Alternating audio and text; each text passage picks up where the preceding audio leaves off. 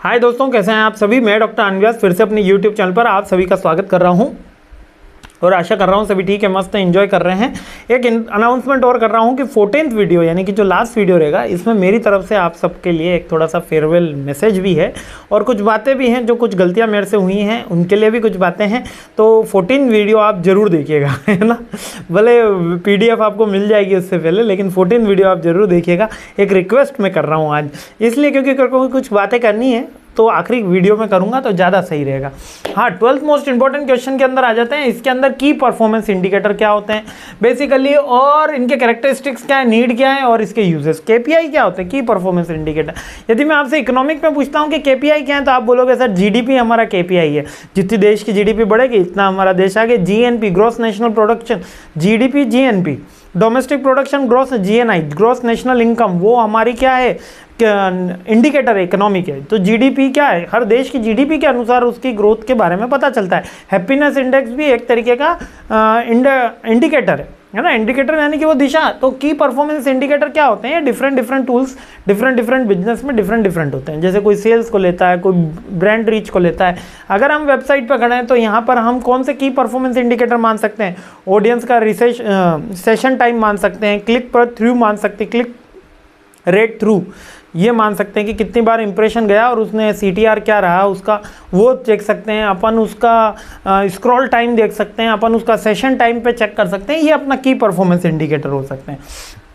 इनकी ज़रूरत क्यों होती है, इनकी ज़रूरत ये होती है कि मेज़र करने के लिए कितना सक्सेसफुल रहा कैंपेन, नहीं रहा, फोकस करने के लिए कि किन जगह पे हमको ज़्यादा फोकस करना है, और डेटा ड्रिवन डिसीजन लेने के लिए, आइडेंटिफाई इंप्रूवमेंट के एरिया को आइडेंटिफाई करने के लिए और कम्युनिकेट करने के लिए हमको KPI की ज़रूरत होती है, यानी बेसिक वो पॉइंट जिनके ऊपर टेस्ट किया जाता है।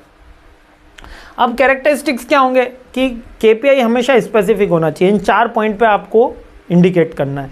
नेक्स्ट, ये मेजरेबल होना चाहिए, नंबर्स के बेस पे होना चाहिए। अटेंडेबल होना चाहिए। अटेंडेबल मतलब कि आप इसको अचीव कर सकते हो, मतलब गोल ऐसा होना चाहिए कि अचीव किया जा सकता है। नेक्स्ट, वो रिलेवेंट होना चाहिए। मान लीजिए अपन इकोनॉमी की बात कर रहे हैं और अपन ने KPI लगा दिया है कि पॉपुलेशन, तो पॉपुलेशन और इकोनॉमी का कोई लेना देना नहीं है। अब भारत वाले तो कोविड के बाद में नंबर 1 पे आ गए हैं, ठीक है। और टाइम बाउंड, तो टाइम बाउंड भी होना चाहिए कि परफॉर्मेंस एक पर्टिकुलर 1 ईयर के अंदर अपन चेक करते हैं। GDP GNP आपने इकोनॉमिक्स के अंदर ये टर्म्स पढ़ी है, क्योंकि फर्स्ट सेम में अपन सब ने पढ़ा है। Different KPI perspective. अब डिफरेंट क्या हो सकते हैं, financial, marketing, sales, customer satisfaction, website.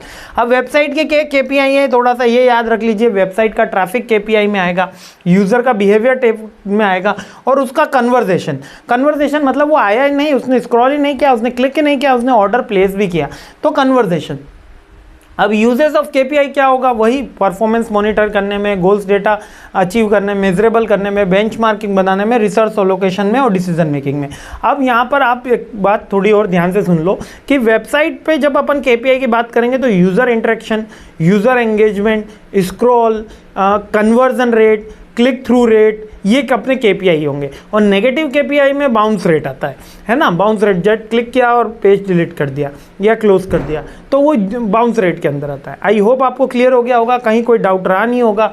KPI के बारे में सारे फंडे क्लियर हो गए होंगे। तो जिस कंपनी का जितना अच्छा KPI के अकॉर्डिंग हम कंपनी टू कंपनी चेक करेंगे। जैसे कि अगर ट्रैफिक एक सोर्स है KPI का। अब मैंने कहा कि एक वेबसाइट पे 8 लाख का ट्रैफिक आ रहा है, एक वेबसाइट पे 2 लाख का ट्रैफिक आ रहा है, तो आप क्या कहोगे, हाँ सर बढ़िया बात है, तो 8 लाख वाली कंपनी बढ़िया है, 8 लाख वाली वेबसाइट बढ़िया है। तो हमने एक क्या हुआ, की परफॉर्मेंस इंडिकेटर हुआ। मेजरेबल है, अटेंडेबल है, अंडरस्टैंडेबल है, ठीक है, और हमारे गोल्स के साथ मैच होना चाहिए, ठीक है, और अपने क्या कह सकते हो, रिलेवेंट भी होना चाहिए KPI, ठीक है। क्लियर हो गया। तो डिफरेंट पैरामीटर्स पे डिफरेंट, केवल वेबसाइट का पूछ ले या सोशल मीडिया से पूछ ले तो उसके अलग। जैसे कि सोशल मीडिया के कैंपेन के कौन से KPI आएंगे, कीवर्ड्स आएंगे, टैगलाइंस आएंगे, वीडियो कितनी देर तक देखा गया, 5 मिनट बाद बंद कर दिया गया है, 2 मिनट बाद बंद कर दिया गया है, 10 सेकंड 15 सेकंड बंद कर दिया गया, रिटेंशन टाइम देखा गया।